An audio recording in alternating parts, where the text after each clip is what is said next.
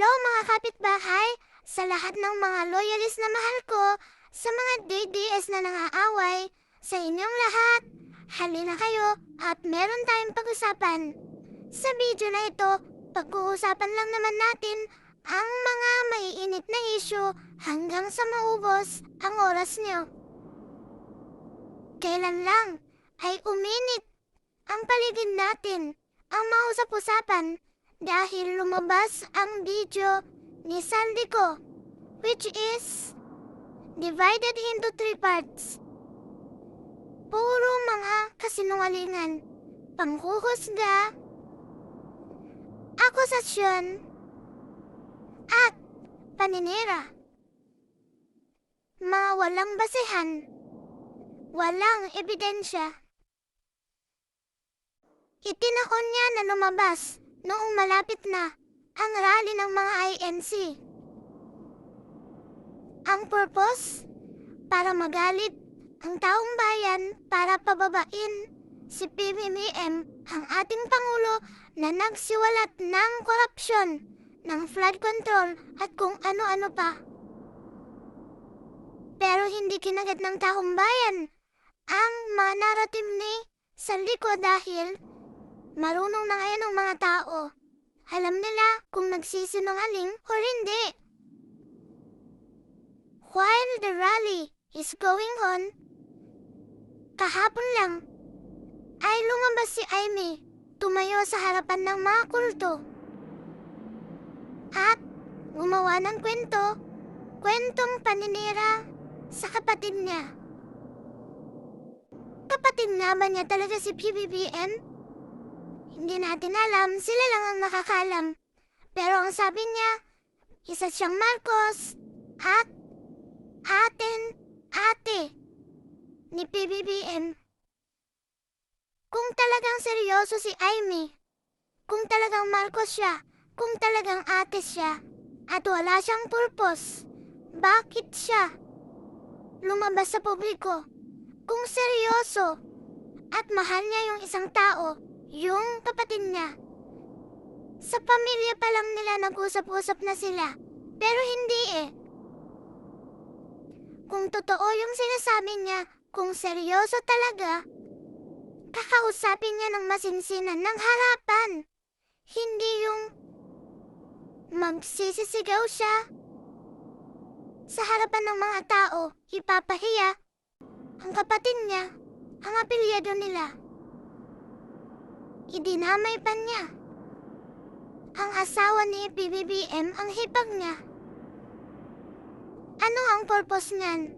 Para makuha ang simpatsya ng mga DDS at ng mga INC dahil meron siyang balak sa 2028. Magsasucess ba siya sa ginawa niya?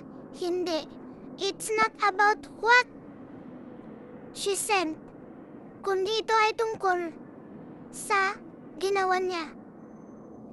Kung tinidol niya ang mismo niyang kapatid, hindi rin imposible na magiging problema din siya sa Pilipinas pag nagkataon. At ito nga, problema siya dahil parte siya ng destabilization, ng pagpapabagsak sa kapatid niya at sa gobyerno na pinaglilingkuran nilang dalawa.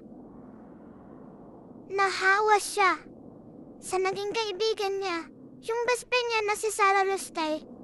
Kita niyo, simula noong naging lagi silang magkasama, nag-iba na yung ugali ni Amy. Nilamon din siya ng selos at inggit.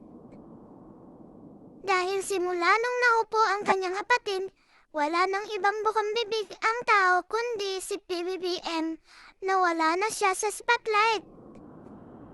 At spotlight ang hinahanap ni Amy, hindi ang serbisyo ang ibibigay niya.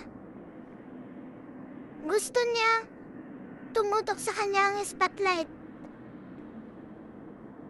Naiinis din siya siguro dahil sigaw sa rally. Botox ni Amy, pera ng bayan. Ganun.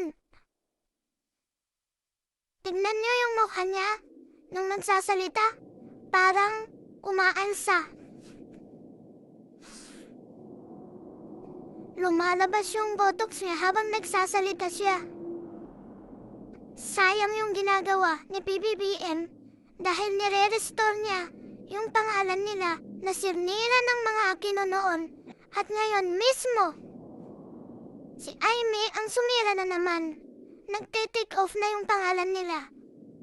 Noong tumatakbo si PBBM, meron akong narinig noon na gusto nilang linisin or gawing magkaroon ng clarify yung mga paninira ng mga Aquino noon. Ngayon, wala siyang ginawa kundi ang kabutihan. Sa ginagawa niya na yan, nare-restore yung nasira, sinira na pangalan nila. Pero ngayon mismo, kapatid niya, why you are so mean? Aimee, sa kapatid mo. Mas matino pa si Sandro na mag-isip kaysa sa sayo. Iba talaga kapag kasikatan ang hinahanap mo. Tatapakan mo na ang ibang tao kahit mismong dugo mo. Kakalimutan mo. Aimee, hindi si PBBM ang sinira mo, kundi ang sarili mo mismo. At tingnan natin kung ano ang magiging resulta niyan sa'yo. Nakakaawa ka. Kaming mga loyal kay PBBM, we will support him until the end kahit bababa pa siya. Kahit tapos na yung termino niya. We will be with him until the end. Pero ikaw, sa ginawa mo, sigurado, ang tao naman matatalino na. Sana ay sineparate mo ang politiko sa pamilya ninyo. After mo nasiraan, magsasalita ka ng handa ka pa ding hawakan ang kamay niya. Bakit mo binitawan kung tunay kang kapatid? Binitawan mo, lumayo ka, siniraan siya. Tapos, para mag-heal yung sinabi mo, now you are ready to hold his hand? Magpakaate ka sana, Aimee. At dahil sa ginawa mo, Mike, ginawa mo na yan,